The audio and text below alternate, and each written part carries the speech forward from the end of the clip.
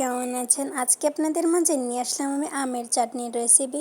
মাত্র 2টা আম দিয়েই আমের চাটনি বানাবো। তো আমার 2টা আম ছিল কাছে, তো ভাবলাম আমার চাটনি খেতে মন চাচ্ছে, তাহলে ভাবলাম 2টা দিয়েই বানাই আর আপনাদেরকে শেয়ার করি।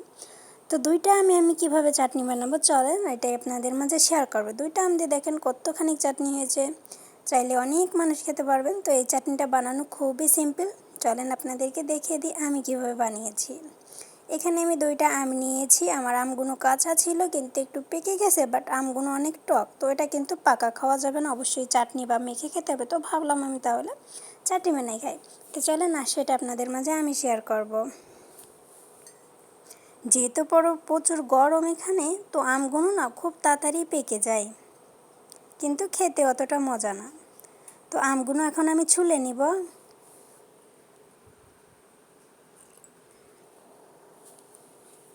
তো এখন আমি ছুরি দিয়ে আমগুলো কেটে নিব। এইভাবে আমের আচার বানিয়ে খেয়ে দেখো, খুবই মজা হয় আর বছর ভরে খেতে পারবা রেখে।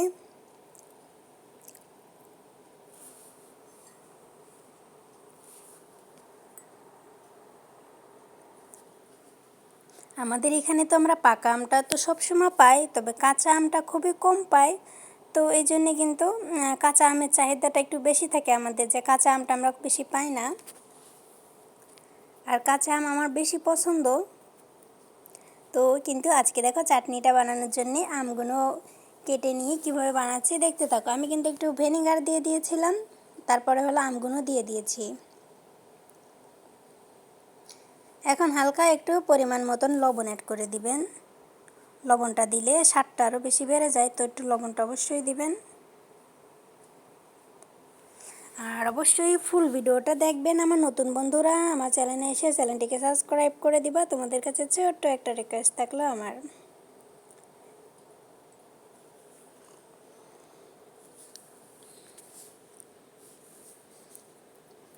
তো মাঝে মাঝে নাড়া দিয়ে দিতে হবে, নাহলে কিন্তু পুড়ে পুড়ে যাবে পাশ দিয়ে। তো এখানে আমি চিনি দিয়ে দিব পরিমাণ মতন। আমগুলো বেশ টক ছিল, তো আমি আমার পরিমাণ মতন চিনি দিয়ে দিলাম। আর আমের আচারে একটু চিনির পরিমাণটা একটু বেশি দিতে হয়। আম তেঁতুল টক জিনিসে একটু চিনি বেশিই লাগে। এখন আমি সুন্দর করে নাড়াচাড়া দিয়ে মিক্স করে নিচ্ছি চিনির সাথে আমটাকে।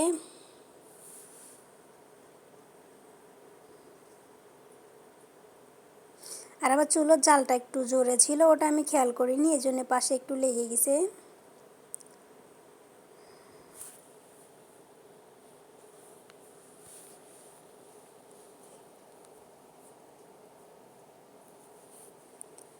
তো আমগুলোর ভিতরে দেখো কত সুন্দর করে চিনিটা দিয়ে দিলাম। এখন আমি কিছু গুঁড়ো মশলা অ্যাড করে দিব, যেটা আমি সব আচারে অ্যাড করে দিই। আর এই মরিচটা খুবই বাজে, প্রচুর ঝাল। আর মানে একটু যদি আমি ছিটাইয়ে দিয়ে আমার মুখে চলে আসে, আর খুবই তখন আমার মানে নিজের অবস্থায় 12টা বেজে যায়। তো যারা বেশি ঝাল খেতে পারে তারা দিও।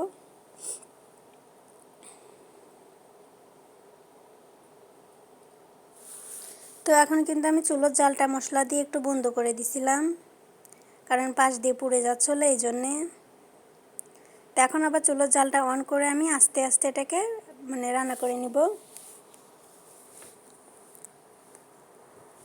এটা কিন্তু এখনো হয়নি।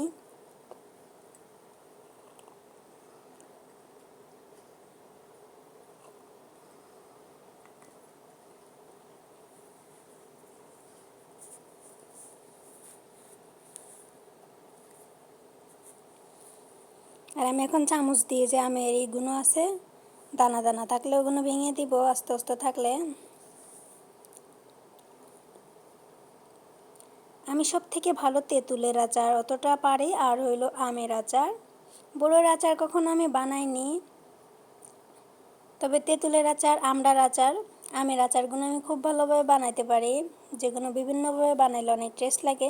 কিন্তু আমাদের এখানে তো আমড়া খুঁজে পাওয়া যায় না, আর পাওয়া গেলেও প্রচুর দাম, অতটাও টেস্ট বেশি থাকে না, ছোট ছোট আমড়া থাকে। তো এই জন্য এখানে খাওয়া হয় না। ইনশাল্লাহ বাংলাদেশে গেলে কিন্তু তখন আমরা ওই আমের আচার বলেন সব কিছুর আচার খাওয়া হয় বেশি বেশি। আর এখানে অতটা পাওয়াও যায় না, খাওয়াও যায় না। আর যেগুলো দোকান থেকে রেডিমেড আসে ওগুলো কিন্তু খুব বেশি মজা লাগে না খেতে। কারণ দোকান থেকে একটা জিনিস কিনে খেলে কিন্তু আমরা ভাবি যে আসলে এই জিনিসটা কোথা থেকে আসতেছে, কিভাবে বানাচ্ছে, তো ওই জন্য কিন্তু আমরা বাঙালিরা বিশেষ করে খেতে চাই না।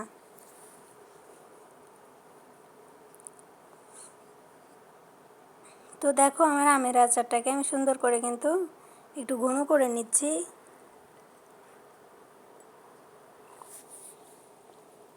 যখন আমার সময় কাটে না, একা একা ভালো লাগে না, তখন আম বা কিছু থাকলে টক জিনিস ওটা দিয়ে আমি আচার বানিয়ে বসে বসে খাই, ভালো লাগে। তো দেখো এটা কিন্তু প্রায় এখন হয়ে গিয়েছে, তারপরও আমি আরও কিছু সময় সুন্দর করে একটু ঘন করে নিতে হবে এটাকে, যেহেতু আমি চিনি দিয়ে জালটা বন্ধ করে দিছিলাম, তখন কিন্তু চিনির পানিটা বেরোয় আসবে জাল দিলে।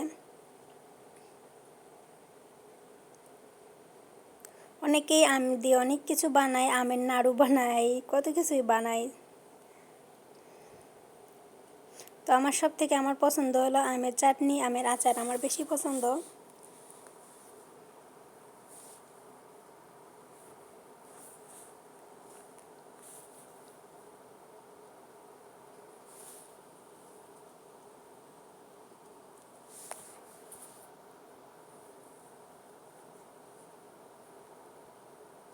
আমার এই রেসিপি তোমাদের ভালো লাগলে আমার চ্যানেলটিকে সাবস্ক্রাইব করতে কিন্তু একদমই ভুলবা না। আমার নতুন বন্ধুরা যারা আসবা অবশ্যই আমার পাশে থাকবা সবসময়।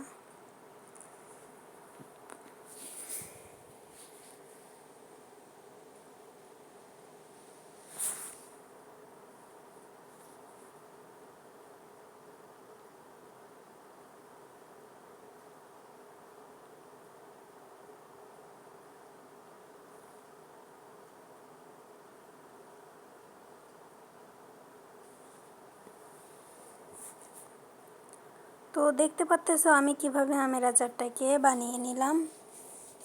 এখন কিন্তু আমি আমের আচারটাকে ঢেলে নিব।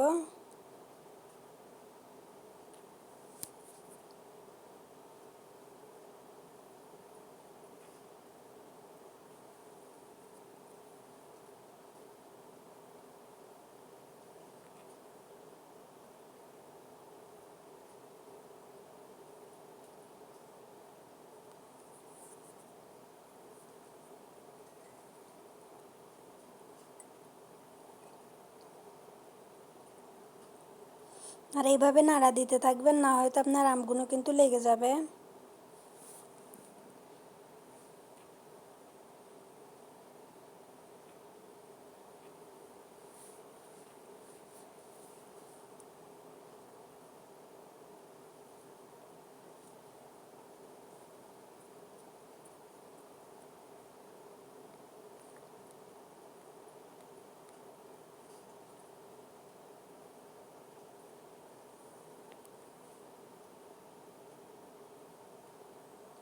এখন আমি আমগুলোকে নামিয়ে নিতেছি। আর দেখতে পাচ্তেছো আমগুলো দেখতে কতটা সুন্দর হয়েছে, আর খেতেও কিন্তু অনেক অনেক মজা হয়েছিল।